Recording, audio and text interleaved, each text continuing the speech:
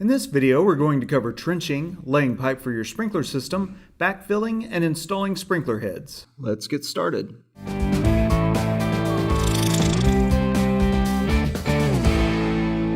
The installation we're recording today is happening in Texas. Here we use Schedule 40 PVC pipe for the main lines and Class 200 after the valves. Your area may require different materials, so check with your local authorities to make sure you're using the recommended materials for your area. The flags you see here mark the location for sprinkler heads and valves. Use marking spray to lay out where you want your trenches. Here you can see our installer marking the location of a valve box. Use a different color than the ones marking your utilities to avoid confusion. Speaking of which, remember to call 811 before you dig. They'll send someone out to mark the property with flags or paint to indicate where utility lines are buried. This is always your first step in a trenching project. You're going to need a variety of tools for this project, including shovels, trowels, rakes, and PVC pipe cutters. You might want to check out our video titled Necessary Sprinkler Installation Tools. For this installation, we're digging trenches 6 to 8 inches deep. The area where we are installing the system is not prone to hard freezes. Areas that are prone to hard freezes may need deeper trenches to protect piping. You should contact your local authority for recommendations. Notice how clean this crew member is taking out sections of sod. This team always puts the sod on one side of the trench and the fill dirt on the opposite side. This will pay off big when backfilling. Notice how flat and even the bottom of these trenches are. That's ideal. Strive to get your trenches flat like this. One of the crew is pre-assembling the swing joints to the T's and sprinkler heads. This is so much easier and quicker than trying to assemble this in the trench while on your knees hunched over. It saves both time and your back.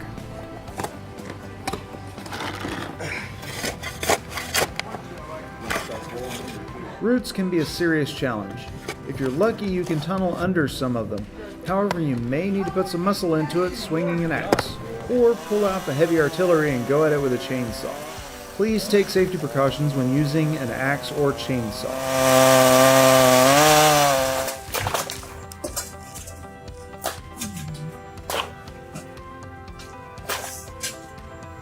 When digging in a flower bed, the trick is to do as little disruption to established plants and shrubs as possible. Trenches should be planned in such a way as to minimize the amount of digging necessary.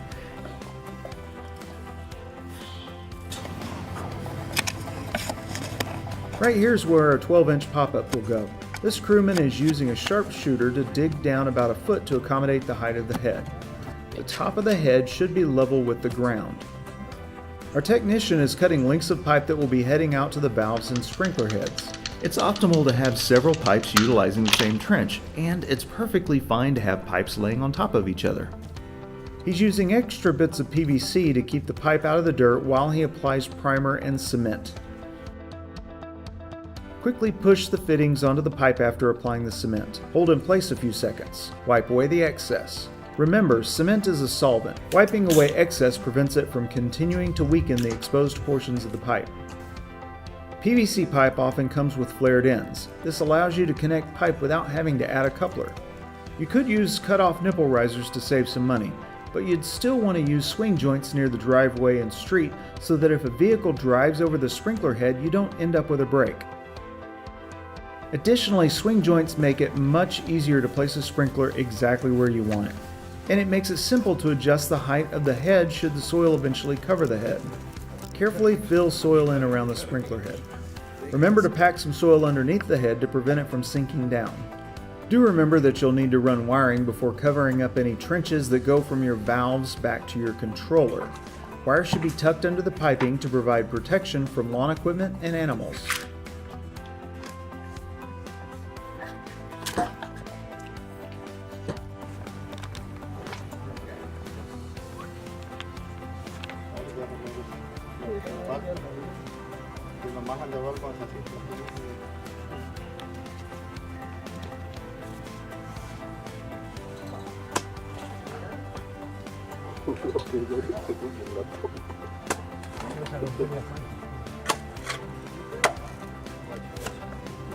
I need to do a shovel.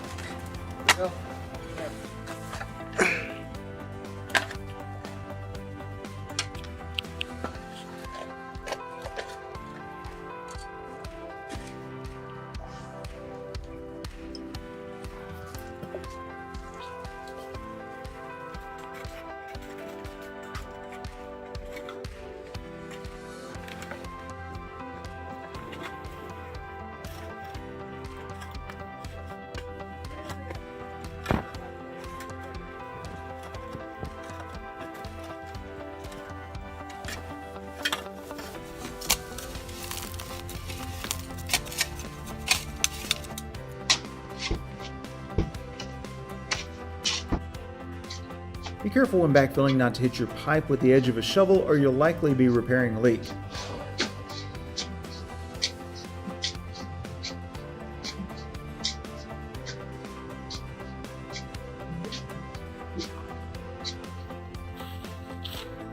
And now we're replacing those sections of sod.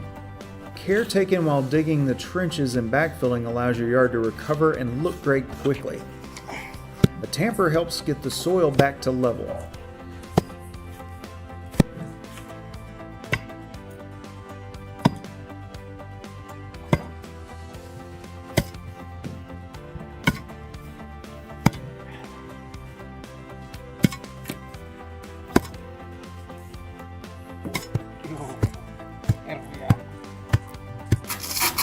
Here we're flushing the system. Sprinkler heads often arrive with a flush cap in place. It allows the dirt and debris to wash out of the system while also quickly testing your new system.